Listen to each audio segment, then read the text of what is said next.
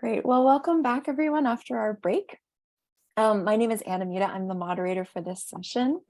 I'm a fat, white, cis woman. I have light brown and silver hair. I tend toward having rosy cheeks. I'm wearing a black shirt and black glasses, and I'm in my home office and have blurred my background because my organizational system is, shall we say, in process. I'm Associate Professor of Philosophy at Campion College at the University of Regina in Canada. I'm here today on the lands of the Nehiyawak, the Anishinaabe, the Lakota peoples.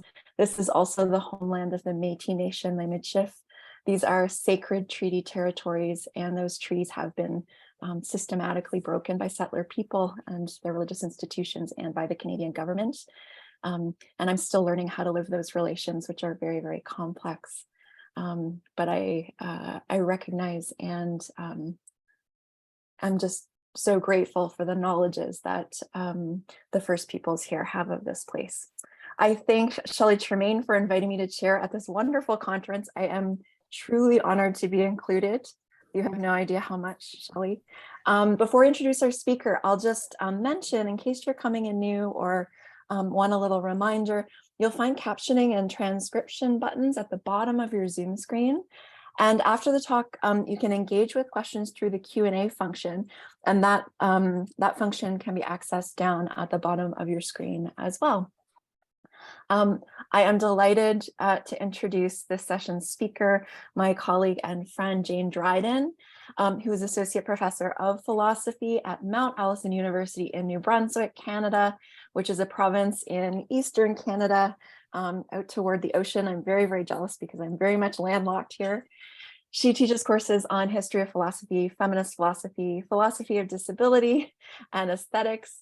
She's written on disability in the history of philosophy, focusing on German idealism, and her current research concerns the relationship between vulnerability and autonomy, particularly as it concerns experiences with gut issues, as well as questions about human identity opened up by research into the gut microbiome. Her paper today is titled Gut Issues and Resources from Disability Theory, and I'm very much looking forward to it. I will pass it over to you, Jane. Thanks so much, Anna. I'm just going to share my screen. Does that look okay? Someone give me a... That looks great. Okay, super. So yes, hello, I'm Jane Dryden from Mount Allison University in Sackville, New Brunswick, Canada. I'm a white woman with purple hair and black framed sort of kind of cat eye glasses and a black shirt with white mushroom drawings on it. There may or may not be cats in the background of the door behind me at any given moment. They think it's their lunchtime, but they have this bad news for them. They have to wait. I'm speaking from Mi'kma'ki, which is the traditional and unceded territory of the Mi'kmaq people, where I am a settler. Settlers' relationship and privilege to live on this territory was agreed upon in the Peace and Friendship Treaties of 1752. Despite these treaties, our federal and provincial governments still fail to properly recognize Mi'kmaq fishing and land rights. The province's Attorney General issued a directive last fall to public servants to not include land acknowledgements just like this one in their meetings, lest it prejudge legal questions of whose land it is. Great, not great. Like many Indigenous people on Turtle Island, Mi'kmaq have an expression, all my relations, which reminds us that everything is connected, that we have responsibility to the land, the water, the plants, the animals, each other.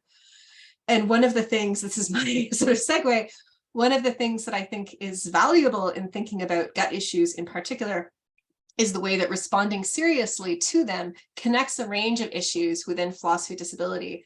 Access, a challenge to ableist and restrictive cultural and social norms, and a challenge to shame. So hopefully this will work as I page forward. Yay, good, okay. So I use the term gut issues to refer to any condition that affects our digestive systems and that causes pain or discomfort. The term is chosen to point to the experience of our gut being an issue for us, interfering with our plans, undermining bodily self-control, sort of threatening our well-being. There's lots of different digestive conditions we can think of, including chronic illnesses, bacterial infections, phenomena such as diarrhea and constipation. Also, if we're interested in experiences of unruly guts, We can include the effects of menstruation, conditions such as anxiety or migraines, which can often have gut-related side effects, and also the side effects of many medications. So my goal is to show how disability theory and philosophy can help us to explore and unpack the intertwining of embodied cultural and social and environmental features, to sort of pull them apart in order to notice them while then still recognizing their interconnection. So this isn't officially a Hegel paper, but I'm a Hegelian at heart, and there's some Hegelian undertones, I think, to what I'm doing.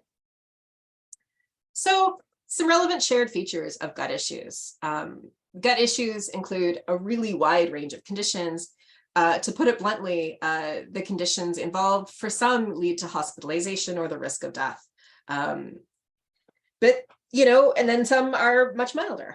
But there's at least 3 shared features that can help us in identifying avenues of collective response.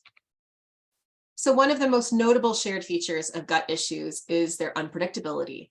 Many gut issues are episodic. They involve fluctuations between periods of increased symptoms or flare-ups, and then periods of fewer symptoms. This can create difficulty in planning around them or planning ahead.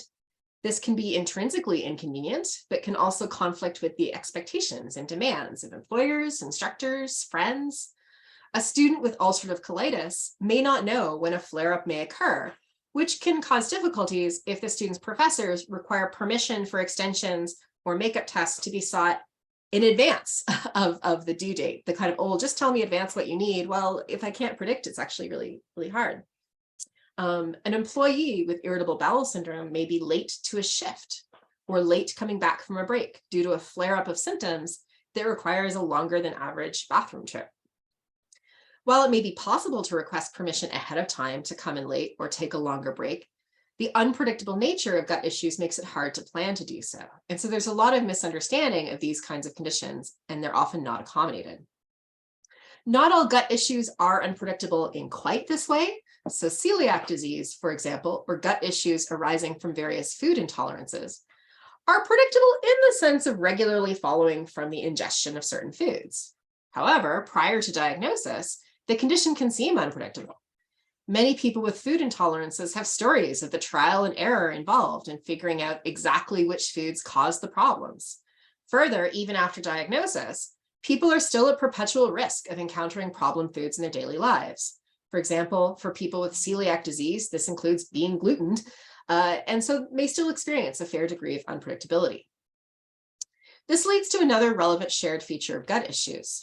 The ability to navigate them, and in some cases, their own onset and severity, is strongly affected, shaped, constituted by contingent social and environmental factors. So these are things like the availability and timing of safe food, the availability and location of bathrooms.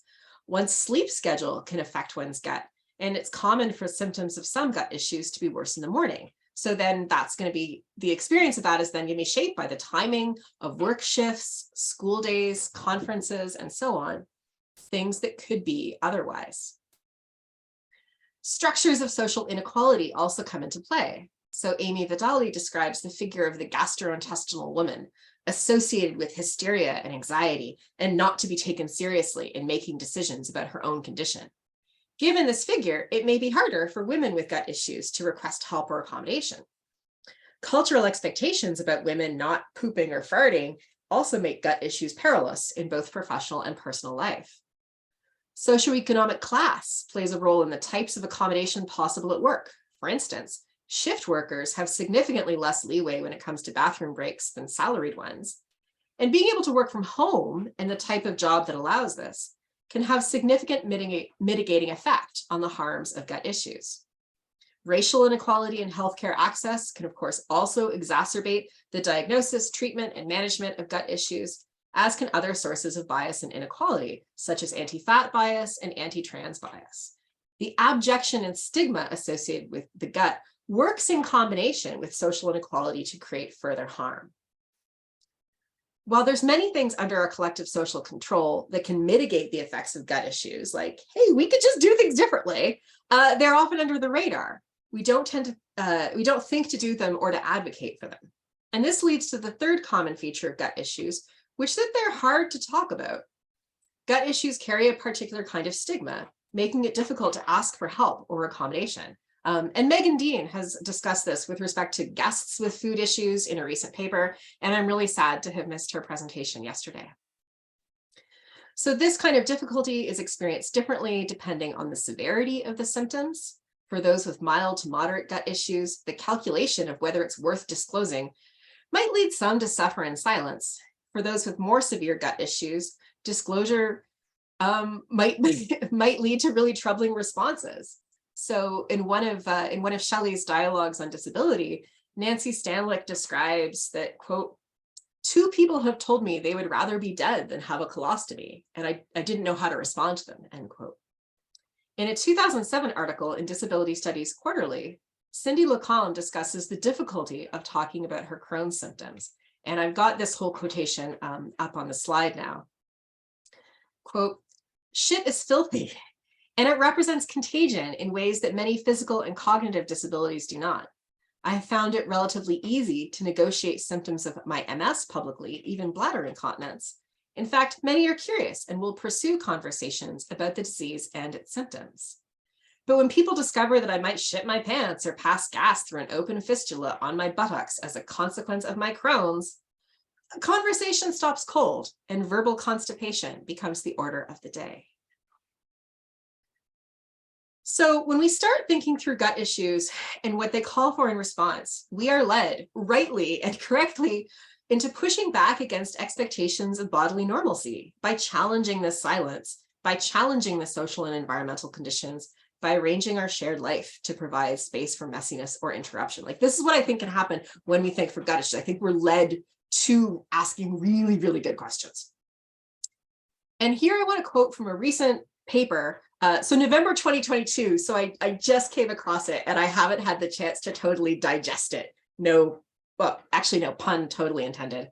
So November 2022 paper by Katerina Kolarova, Teresa Stokolova, and Lukas Sant for Sociology of Health and Illness. And the paper is called Disability and the Dysbiotic Gut, Sensing, Tasting, and Knowing with Food.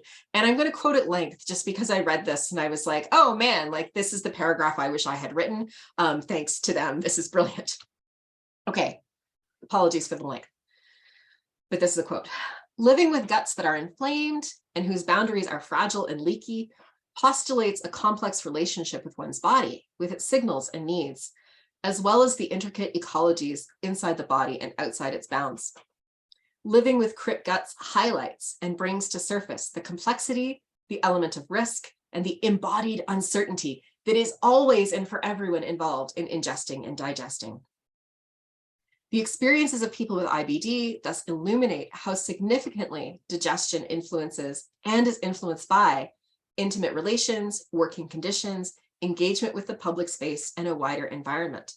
Simultaneously, the experiences of people living and eating with IBD make visible the labor, care, and commitment people with disabilities invest in sustaining their crypt bodies and lives.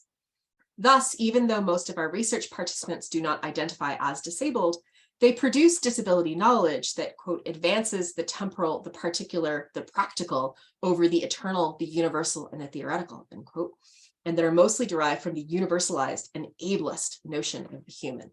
So that is a long quotation, but I just love, like, everyone just needs to find this article. It was really good. So I'm not really sure what else I need to say in this talk, but I'll say a few things, I guess.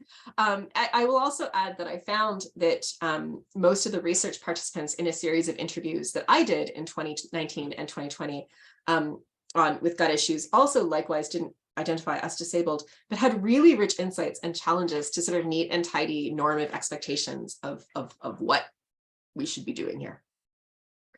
And I think it's really important for disability theorists and philosophy of disability to get into gut issues and to sort of challenge work that focuses solely on individual health.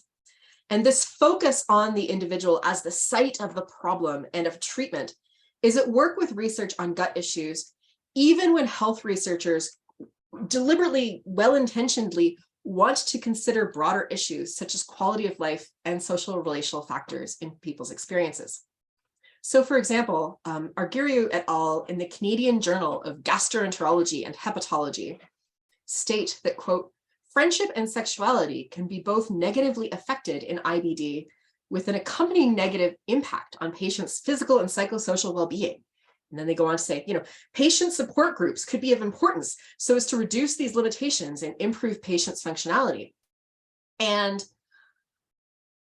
I sort of find this sort of astonishing because while the researchers note a problem at the social level, there is no suggestion that there are social solutions beyond patient support groups.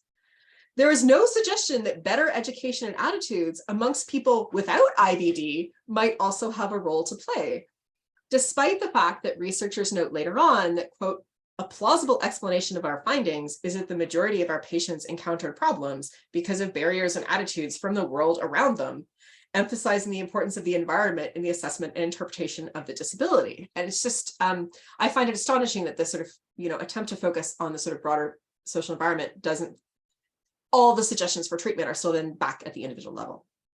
So clearly, more critical work is needed. So critical philosophy of disability and disability theory, on the other hand, widens the scope of social, political, and theoretical relevance to include visions of social change, hence the name of this very conference. In order to fully consider the kinds of response we might have to negative experiences faced by people with gut issues, we must think beyond the province of what healthcare professionals or patient rights groups might do. So at a very basic level, the familiar old social model can help us to draw attention to the social, political, and relational context in which these gastrointestinal effects and symptoms take place. For example, the lack of public bathrooms presents a barrier to those whose bathroom needs might be unpredictable or frequent. And, thinking about this in the context of public transit systems then means this is a barrier to accessing a whole range of activities, not least employment. A social environment in which admitting to gut issues is treated as shameful or embarrassing creates a barrier to requesting breaks or assistance when needed. And so according to the social model, we can argue that these contribute to the disabling of people with gut issues, regardless of whether the individual person wants to think of it as, as a disability as such, but the social model can point us towards, these various barriers and change the social environment. Okay, great. So social level, basic level, cool. Going further, more critical work needed. We can draw on work, for example, from that of David Mitchell and Sharon Snyder, who note how disability is used as a descriptor of bodies that are deemed expendable and undesirable. They invite engagement with disability as providing alternative values for living that do not simply reify reigning concepts of normalcy. On the one hand, disability can sort of bring about debilitating social beliefs, they argue, born of the anxieties about radical vulnerability of embodiment. I think gut issues are a really interesting place to think about the radical vulnerability of embodiment. But on the other hand, they can also work as a disruptive force of resistance in sedimented systems of privilege according to normative bodies. So Mitchell is really interested in ways of foregrounding disability as a site of creative dynamism. Such that, disability activism isn't just about fighting for inclusion into a pre-existing cultural world, but a site of resistance and change to the culture itself. And I think this perception is vital in thinking through our approach to gut issues. Per the social model on its own, we can attend to the various barriers that people with gut issues may face. However, without addressing the cultural contexts in which gut issues are greeted with particular responses of disgust, it's hard to reckon with how we might fully bring about the desired social change. Making more cultural and social space for gut issues can help open up a broader politics that centers our embodied vulnerability. So Mitchell also criticizes the project of thinking about accommodations as a kind of add-on to be able to get into a normatively exclusionary environment, insofar as it enables a privileged minority to integrate, quote, at the expense of the further abjection of the many, end quote. And thinking about abjection, gut issues are often linked with abjection and a lack of dignity. This association is risky given the rhetoric of, quote, dying with dignity throughout discussions of medical assistance in dying, which in Canada has been called MAID. A Canadian study on the experiences of people who sought medical assistance in dying, or MAID, found that, quote, loss of independence and loss of function, end quote, were recurring themes in people's reasons for choosing MAID, noting that, quote, Many people had been strong-willed and self-reliant before they became ill and struggled with being reliant on others, including family, for their basic needs and daily care, end quote. And the report went on to quote the spouse of one patient, quote, this is quoting the spouse, "He doesn't want to be incontinent. He doesn't want people cleaning him up or waiting in the hopes that someone finds him to clean up. He's a very dignified man, so he would find that a big struggle," end quote. And I just find that that association of incontinence and requiring support from others with a lack of dignity is not something that's going to be solvable merely with add-on accommodations, but requires a full shift in our thinking. What experiences do we deliberately or implicitly exclude from counting as having dignity? And of course, so far to the right is a picture of Foucault with his cat, which is officially my favorite picture of Foucault. So of course, Shelley Tremaine's Foucauldian attention to disability as apparatus draws attention to commonly held assumptions, practices, and norms, making them seem like obvious naturalized facts instead of contingent features that could be otherwise. Noting how apparently common sense facts have contingently developed through history, medical, and administrative practice can provide impetus to resist them. We can use this analysis to challenge the ways that gut issues are treated as individualized problems to be dealt with as unobtrusively as possible, certainly never affecting people's productivity. The coming together of the built environment, including bathrooms, expectations of professionalism, individualism in healthcare, and cultural discourse around what is considered shameful, all of these play a role. So I think that thinking about gut issues opens up space for challenging assumptions about how we organize our lives, what we prioritize, what we expect of public space, what kinds of lives have dignity. Gut issues are structured by social and environmental factors that really could be otherwise, and there's many ways to change them. One thing I haven't had a chance to address, but I'm really excited to explore in the future, and I'm curious, especially if people have thoughts about this in the chat, I would really love to learn from you, is how thinking from gut issues can open up space for solidarity across many different kinds of people, such as, cross-generational solidarity, where some of the measures we might take for gut issues and the kinds of changes of our thinking that can be encouraged through thinking from gut issues can help us develop a more attentive and critical approach to our shared space generally. I thought I was going to run out of time, but I am not running out of time, but that was pretty much what I have. So I will stop there and we'll have a little bit of extra time for questions, which I'm happy about too. Thank you. Thank you, Jane. Wonderful. Okay, so if you use the Q&A function that's down at the bottom of the screen, I can read out. There is just a comment in the chat from Sophia while we're thinking about our questions. I'm really not an expert on gut issues, but I sometimes use these among other examples when people make this lazy ass statement about how, quote, mental illness is so stigmatized and that's wrong. Physical illnesses are not stigmatized and mental illness is no different than physical illness. Actually, it's a physical type of illness because the brain is a physical organ, ... end quote. There are quite a lot of heavily stigmatized physical illnesses. Yeah, there was just something I came to think about during your talk. I mean, in the discussions of mental health, you hear this all the time, and it's so absurd because your talk is such a good example of how physical illness can be really stigmatized, like having a colostomy bag or something.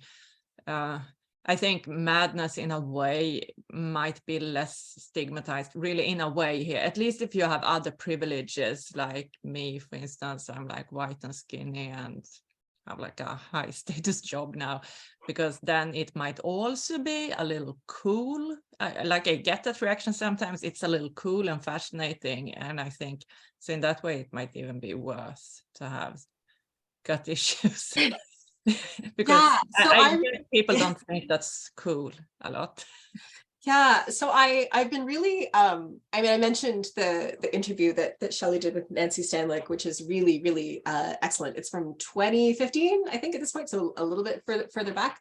But it's astonishing. I'm really encouraged by some of the sort of social media attempts to kind of push back against some of the stigma around gut issues. So there's, there's, cool hip young people, who have like photos of themselves with their ostomy bags and bikinis, and it's like hashtag ostomy inspo. And there's, here and there, like the sort of attempts to speak more openly about things like, period shits and so forth. And so there's movements here and there that I'm really encouraged by. But there's still just also some really sort of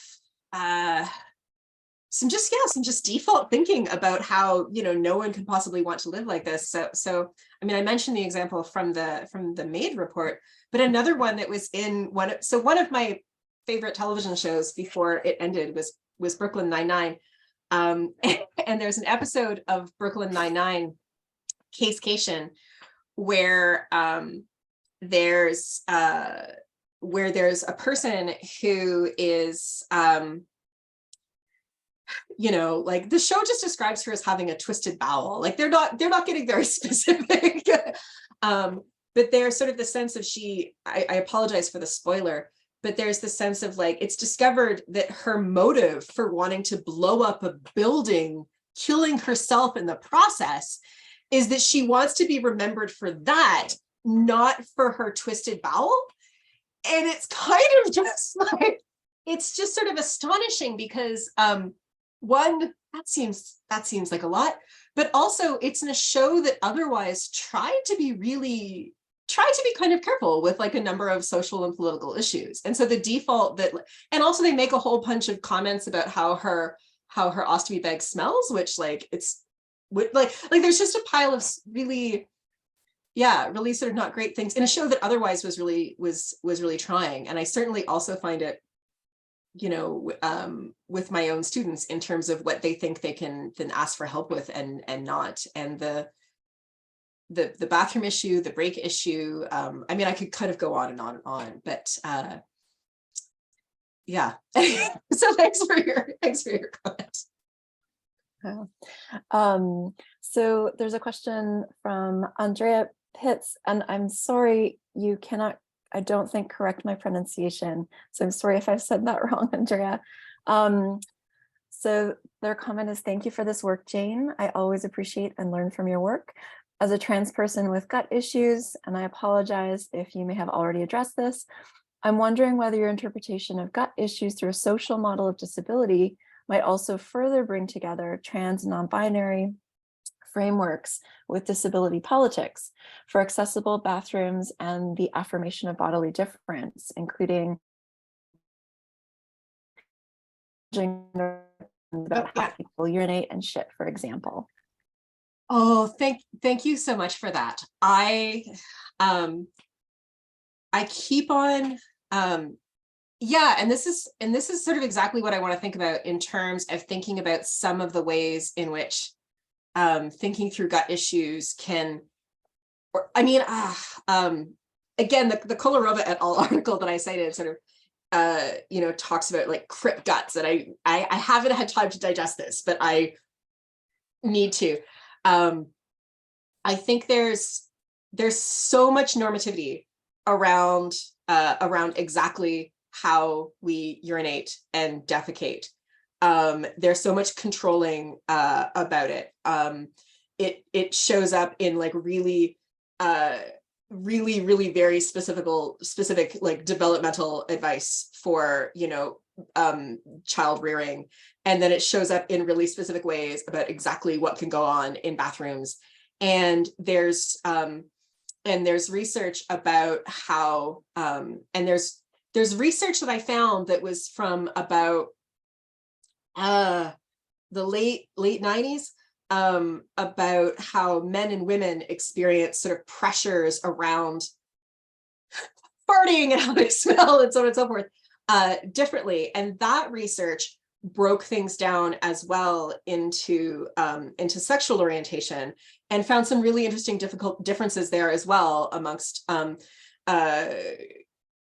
again, so using their language, heterosexual and homosexual women, and then also heterosexual and homosexual men, and some really interesting differences there. But they didn't, again, time and place limitations of qualitative research, so on and so forth. They didn't kind of break it down farther or explore also just, you know, like the ways in which, so if not ever smelling or farting is just an intrinsic part of some sort of normative vision of what it is to be a heterosexual woman, like what does that do?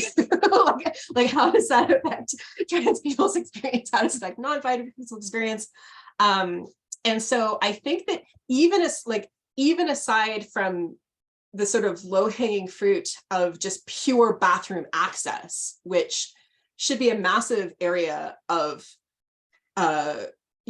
cross-identity, cross-generational organizing, because bathroom access is fundamental to people being able to get around, full stop. So like older folks with small children, like folks who just get folks who get tired easily, just we need bathrooms. Massive just area of solidarity needs. So that's kind of the low-hanging fruit. But even aside from that, I think the kind of like normativity about exactly what you're doing when you're in there, how it's allowed to smell, how long you're allowed to take, especially in workplaces where these things are heavily monitored. So obviously we can think of like the sort of obvious examples of things like the Amazon warehouses and so forth, but also folks who work in office spaces where they sort of use timed key cards even just for opening bathrooms, and the sort of sense that some of that is going to be monitored as well. So I don't really have a coherent like immediate answer, except for the fact that I have cut and pasted your question into my notes for future reference. And I think it's a really rich place to think from. So thank you.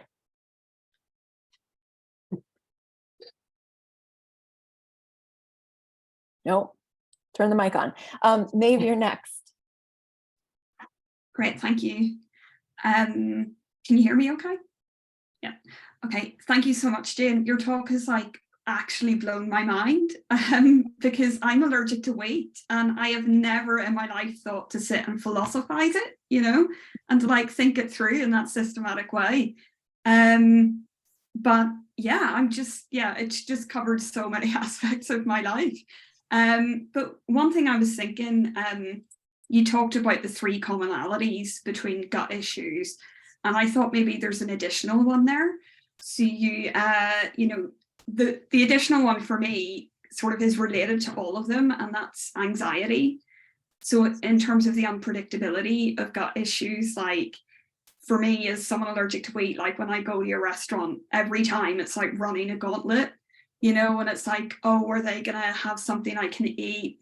Like, are the waiters gonna know about the food? Will the chef know? Like, will they take me seriously if I talk about it? Or are they just gonna be like, oh, there's just a little bit of wheat in it, it's gonna be okay, isn't it? It's like, no, it's so stressful, right? And in terms of like being shaped by social circumstances, like anytime I go to a different country, it's like, am I going to be able to eat there? Like the first thing I will do is write down, I'm allergic to wheat in that language on a piece of paper so I can bring it everywhere with me.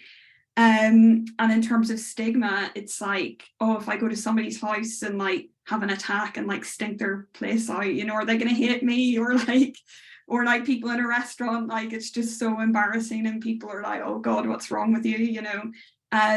So all of this just generates a lot of anxiety, just generally, just kind of all the time.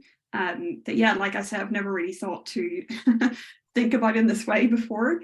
But just one other tiny comment in terms of creating solidarity. I think one big barrier to that is going to be, it's just so embarrassing. Like it's just so embarrassing to talk about. And I think a lot of people will find that a hurdle, in terms of connecting with other people and wanting to organize around it. Yeah, that's it. Yeah. Oh, thank you so much for that. Yeah. Oh, so much to be said about anxiety. The other thing I find really interesting, so So with all the gut stuff, I have kind of my mental to-do list of the things I still have to write and put together and finish thinking through. And so one that I haven't gotten to yet is sort of unpacking, because the sort of experience of anxiety. So in addition to anxiety, but the things that are going to sort of cause like sort of flare-ups and symptoms and so forth about the gut issues, the anxiety itself about those things can then also bring about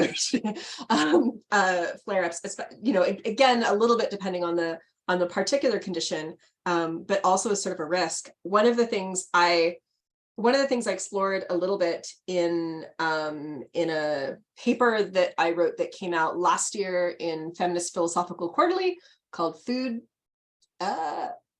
Choices and Gut Issues, was some discussion from some of the folks that I interviewed about how sometimes it was important for them to have a safe friend with them in any given environment. And the role of the safe friend is partially to kind of help be someone to help navigate the food, to like help if it's suddenly like, oh no, we got to go now, can you help me get a cab? But also to some extent to help just be there so that they feel like they just have someone with them as sort of in order to sort of manage some of the anxiety about the environment. And there's people who sort of talked about just flat out not really wanting to go, especially to like an eating, drinking situation, unless they have the safe friend. And I thought that was just a really interesting sort of just deeply relational kind of component. One of the other things that I think is interesting, and I don't know enough about philosophy of emotion to go deep into it, but it's sort of also on my to-do list. So if anyone has suggestions, please feel free to send them to me. Is that I think with respect to some of this, there's probably useful distinctions that could be made between shame and embarrassment.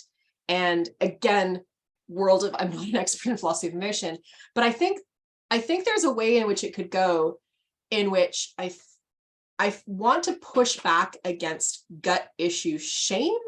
I don't like, ideally, I don't want anyone to be ashamed of these things. But also like I think embarrassment is okay in some instances if we can move to embarrassment as the kind of embarrassment we have when we laugh at ourselves, right?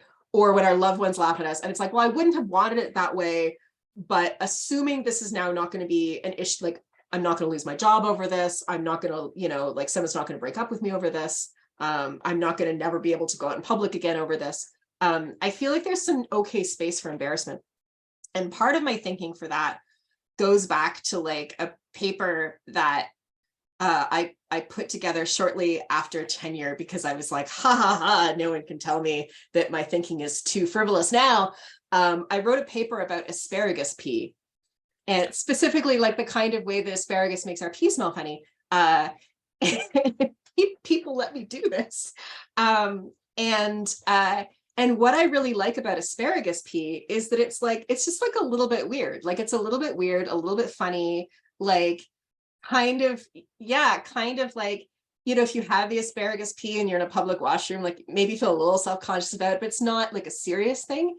And I there's something I find really, like, if it's good for us to sort of accept and acknowledge our little weirdnesses and our vulnerability and the fact that we're like human being is just a kind of messy process, then little sorts of things like that don't necessarily have to have horrible consequences, but kind of cut away at like the sort of normative ideals of complete perfection, I think can actually be sort of like good for us. So I have maybe a slightly romanticized view in which I think embarrassment might be kind of okay.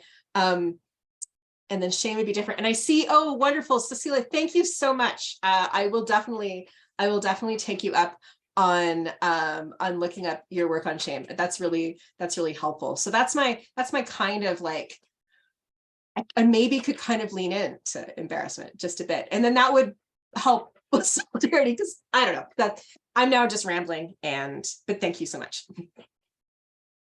Thank you. I was also just thinking as you were talking that sort of embarrassment requires the rest of us to sort of be with you in that. So I think they're like really interesting, like avenues for that. Emily Douglas in the chat says, I remember seeing and loving that asparagus pea talk. And Ajay Arsma says, I love this too, the generosity of humor in your work, Jane.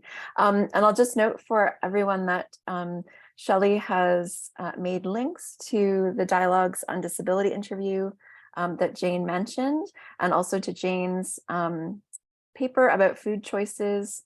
And there's one more, I think, down here. Oh, and to Megan Dean's paper. I think it might be in. Is it in the same issue? In any case, there's a link to that too. Excuse me, yes, it is in the same issue. It's a special, actually the entire issue might be of interest to people in this regard, because it's about feminism and food.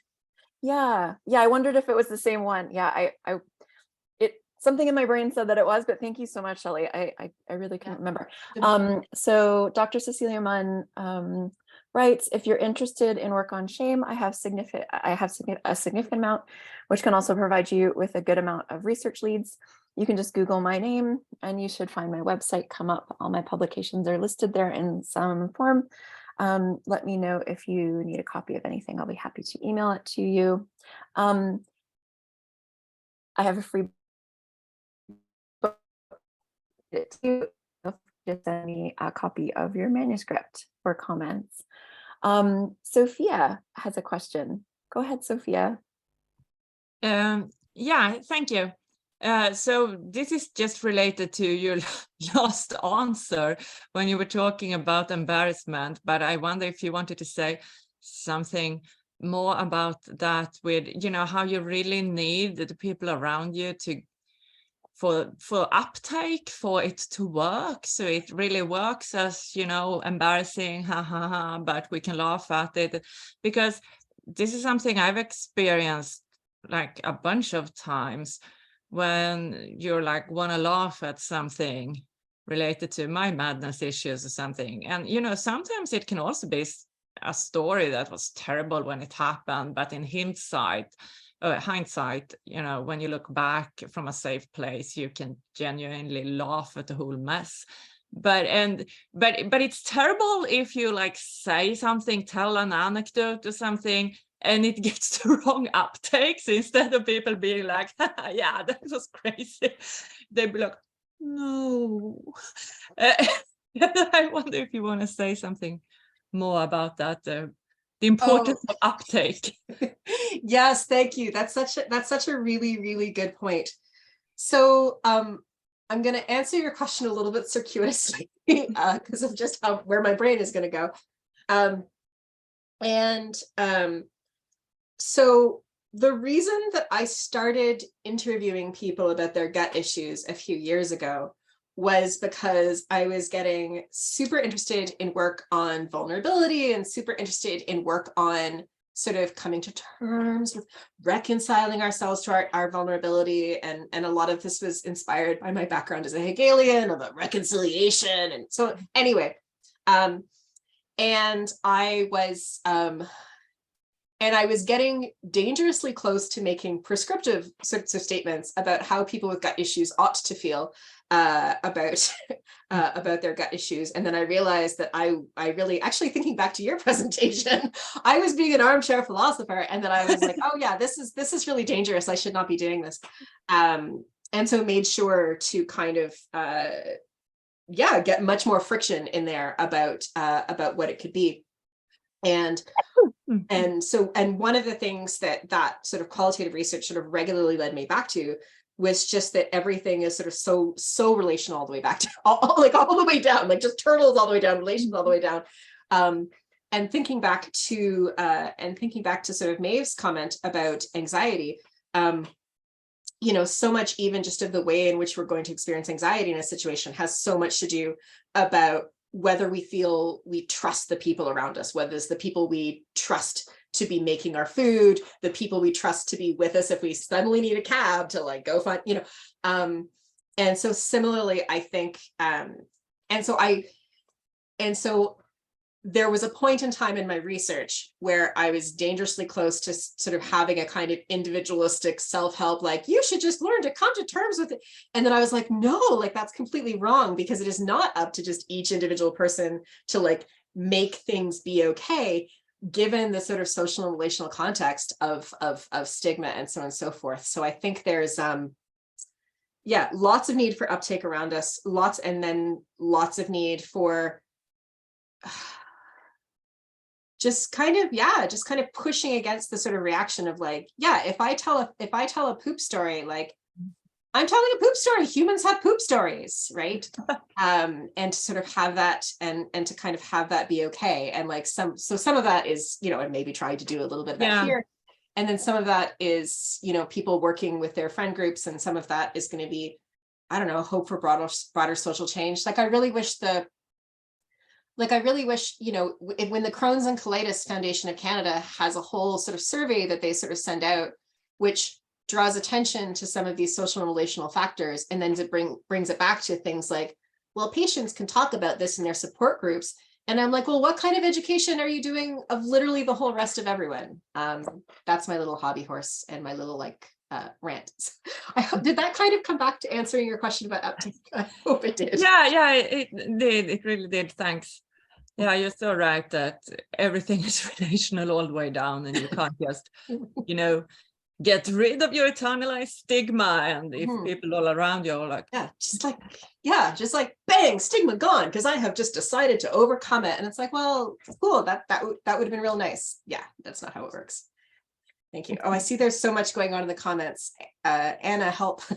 Yes, no, I was just maybe Owen can let me know whether you'd like me to read out your comments for Jane. Let's see here. Oh, Dr. Cecilia Munn says, it's so cultural. Koreans have no problem talking about poop, LOL. Yes. Ray Briggs says, I don't think this rates as a question, but I have a friend who talks about her, quote, hot girl IBS, and I love it. And I want to share that in case Jane also enjoys it. Love it.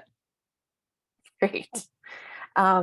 Okay, so Owen has some questions. We're just gonna scroll back up. Sorry, everybody. Here we go. Okay, I started making observations and connections, and I might get around to actually writing a paper on this someday, along the lines of how social attitudes and discourses around poop get bound up in the ways various populations are casually dehumanized and even oppressed in material ways, and on what the connections are across these types of marginalizations. For instance, on quote, autism, parent poop discourses, end quote.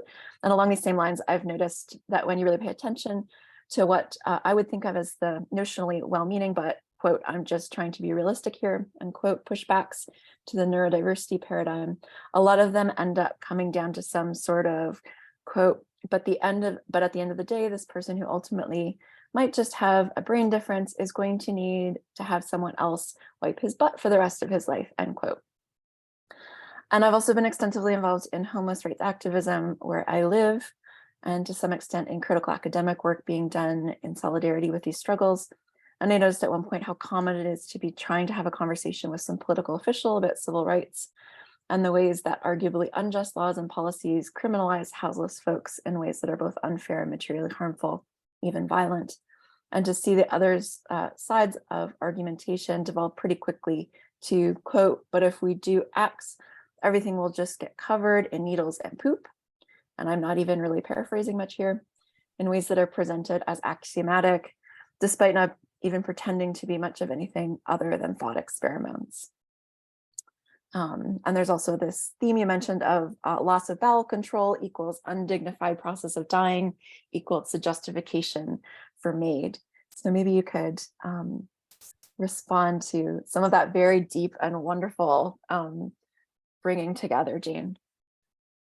Thanks so much, Owen. That is, yeah, that's all really good. I'm sort of still trying to, I hate that I keep saying digest, but it's just the word that is there. I think think there is so much there. And I'm thinking back as well to I'm teaching a new health course. We have a new health program. And so I was sort of, going on and on with the students about, things like 19th century miasma theory and the shift to like germ theory and all this kind of stuff. And how a lot of the, sort of recognition in the mid 19th century that the conditions a lot of poor folks lived in smelled real bad, and how for some that led to like a desire for social reform, and when we get things like different water systems and so forth, but also for some it led to this weird sort of association of the badness and the smelliness with the poor themselves, and into what we then recognize as very eugenic directions, as being like, well, these people are just dirty. And so I do think there's a lot there about poop, and there's a lot there which connects back to the sort of bathroom issue of like, who deserves clean bathrooms, and who deserves clean bathroom access, and who deserve so. I don't know if on the fly I have something immediate to contribute back, other than I think you're very correct, and I think there's this really troubling kind of oscillation of the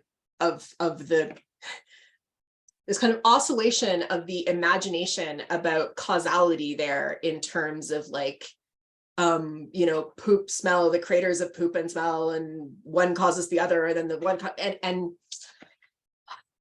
it's all bad. And if you write about it, then I would love to see it. I think I'm not sure quite what else to say, other than like, I think it would be really good in terms of some cross movement solidarity.